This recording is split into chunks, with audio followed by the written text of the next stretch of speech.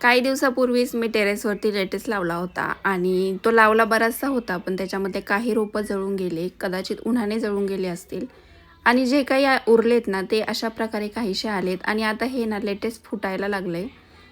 पहिलं हे बरेच दिवस तर काही फुटलंच नाही. त्यानंतर मी तुम्हाला दाखवते की मुळ्याचा काय रिझल्ट आहे. मुळे पण लावले होते आणि आता त्याला छान खाली मुळे यायला लागलेत. म्हणजे बऱ्यापैकी ते आता त्यांची ग्रोथ वाढायला लागली आणि त्या पानांवरती थोडीशी कीड पण पडली. किड्यांनीही ना आळ्या छोट्याशा त्या आळ्यांनी हे पानं खाऊन घेतलेत. त्याच्यानंतर हे माझं नवीन इनोव्हेशन आहे ते म्हणजे मी हा पाईप PVC पाईप कट केला आहे आणि त्या कट केलेल्या पाईपामध्ये टोमॅटोची झाडं लावलीत आणि ते पण छान रोपली आहेत. ते उन्हामध्ये जरा थोडंसं सावलीला ठेवावं लागेल. त्यानंतर साईडलाच हा कारल्याचा वेल आहे. त्या कारल्याच्या वेलाला पण आता ना फुलं यायला लागली आहेत आणि इथंही मी मिरचीचं रोप पण लावलेलं आहे आणि कारल्याच्या वेलामध्ये फुलं येत आहेत आणि कारल्याच्याच खाली ग्रो बॅगमध्ये ना मी त्याच्यामध्ये पण मुळे लावलेले आहेत आणि ते पण आता छान मोठे मोठे व्हायला लागलेत. हे बघू शकता तुम्ही आणि त्याला मी त्या दिवशी होळीची जी केलेली राख होती समजा ती दुसऱ्या दिवशी मी घेऊन आले आणि त्या सगळ्या झाडांना टाकून दिली. त्यानंतर ह्या पण एका छोटासा ड्रम आहे, याच्यामध्ये पण मी मुळे लावलेले आहेत आणि याच्यामध्ये हे असंच एक कारल्याचं रोप उगलेलं आहे. त्याच्यामध्ये मी काही बी वगैरे काहीच टाकली नव्हती. आता मेथी मी बरेच दिवस झाला लावलीच नाही. मग हा एक ड्रम होता, याच्यामध्येच मी थोडीशी मेथी लावून दिली आणि मेथी ना सगळ्यात पटकन उगते. त्यानंतर 2 वालाच्या बिया पण टाकून दिल्या होत्या आणि याच्यामध्ये 2-3 टोमॅटोची झाडं आहेत, 2-3 मिरचीची झाडं आहेत. सध्या तरी सगळं नाही ह्याच्यामध्ये एकत्रच आहे आणि मेथी लावली होती आणि 2-4 दिवसातच ती एवढी उगून आली. कोथिंबीर उगायला वेळ लागतो, पण मेथी खूप जास्त पटकन उगते. आणि त्यानंतर टोमॅटो बघू शकताय. टोमॅटो तर खूप भारी आलेत. मी एका टबमध्ये टोमॅटो लावले होते.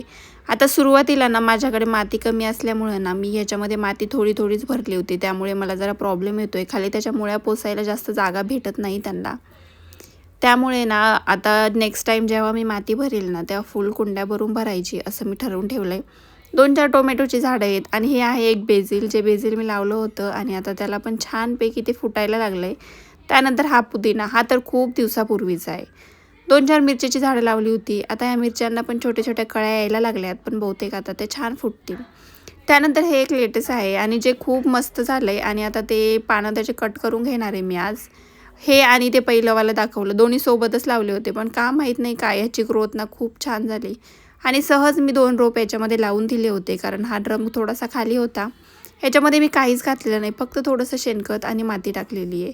तरी पण याच्यामधल्या लेटेसची साईज खूप छान आली आहे आणि ग्रोथ पण खूप मस्त झाली आहे. आता उद्या जेव्हा मुलाला ब्रेकफास्ट द्यायचा असेल ना, तेव्हा त्याला रोल बनवून देईल आणि त्या रोलमध्ये असा लेटेस घालून देईल. छान लागेल खाण्यासाठी. आणि हा सगळा मी काढून घेते आज, कारण जर मी हा ठेवला ना तर त्यानंतर असं म्हणताय की जास्त उन्हाने त्याची पानं कडू होऊन जातात. म्हणून म्हटलं चला काढून घेऊ, म्हणजे नंतर परत फुटून जाईल परत तो दुसरा.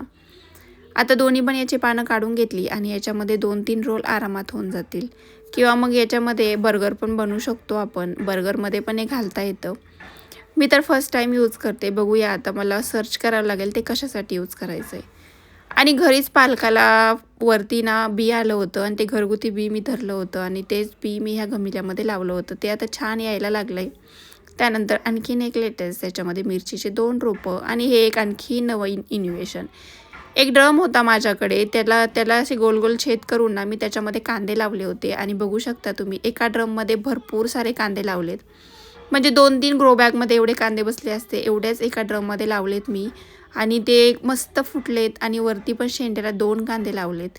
आणि जे कांदे फुटले नाहीत ना ते नवीन कांदे आहेत. जुने कांदे पटकन फुटतात, नवीन कांदे एवढे पटकन फुटत नाहीत.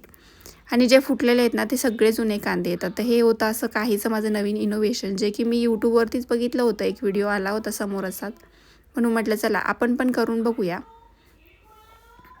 आणि हा प्रयोग ना सक्सेसफुल झाला आहे. आता ह्या सगळ्या कांद्याला पाणी देण्यासाठी मी याच्या आतमध्ये एक बॉटल ठेवलेली आहे आणि ह्या बॉटलमध्ये मी ना पाणी भरते आणि त्या बॉटलला ना सगळ्या साईडनी छोटे बोगदे छेद करून घेतलेले आहेत, ज्याने की ना सगळ्या कांद्यांना आरामामध्ये पाणी पोहोचून जाईल. त्यामुळे ना छोटे त्याला बोगदे करून घेतले होते. त्यानंतर मग हे बघू शकता तुम्ही, हा प्रयोग माझा सक्सेसफुल झाला आहे आणि मस्त आलं आहे सगळं. आता वन टाईम ना एक भाजी होईल एवढी कांद्याची पात याच्यामधून निघून जाईल. पण माझ्याकडून एक चूक झाली. मी सगळे जुने कांदे यूज करायला पाहिजे होते. त्याच्यामध्ये मी काही नवीन कांदे लावले, त्यामुळे ते काही एवढं भारी आलं नाही. आणि नंतर बघू शकता ह्याच्यामध्ये पण आणखीन जास्त मुळे आहेत. म्हणजे 2-3 मुळेच्या बिया ह्याच्यामध्ये पण टाकल्या होत्या आणि एक टोमॅटोचं झाड. आणि हा नवीन लावलेला पुदिना जो की आत्ताच नुकताच फुटायला लागला आहे. मस्त आला आहे तो. आणि ही कोथिंबीर मला ना उपटून घ्यायची आहे, कारण ना ह्याला आता मी एकदा कट करून घेतली, पण दुसऱ्या वेळेस काय येत नाही आहे ती. म्हणून म्हटलं चला आता हे करून घेऊया, सगळी उपटूनच घेऊया आणि याच्यामध्ये नवीन आणखीन टाकूया, म्हणजे ती मस्तपैकी फुटेल. जेवढ्या वेळात ही जेवढ्या वेळात ही कट केलेली फुटेल ना, तेवढ्याच वेळात ती ना नवीनवाली पण येऊन जाईल खाण्यासाठी. म्हणून म्हटलं चला हे करून घेऊया, उपटून घेऊया आणि ही ग्रो बॅग मोकळी करून टाकूया. आणि ही कोथिंबीर खूप छान आणि एकदम गावरान आहे. आणि अशी होती माझी टेरेसवरची अपडेट. सध्या तर जास्त भाजीपाला नाही आहे, पण आता ना सगळ्या ग्रो बॅग भरून ठेवणार आहे आणि खूप सारा भाजीपाला लावणार आहे. आता भरपूर याच्यामध्ये लावला पण आहे, पालक, कोथिंबीर, त्याच्यानंतर चुका अशा. आणि ते आणखीन उगून पण आलं नाही, एकदम छोटं आहे, म्हणून मी काही ते दाखवलं नाही. तर चला असा होता आजचा व्हिडिओ. तुम्हाला कसा वाटला कमेंट करून नक्की सांगा आणि आवडला असेल तर लाईक, शेअर आणि सबस्क्राईब करायला मात्र विसरू नका.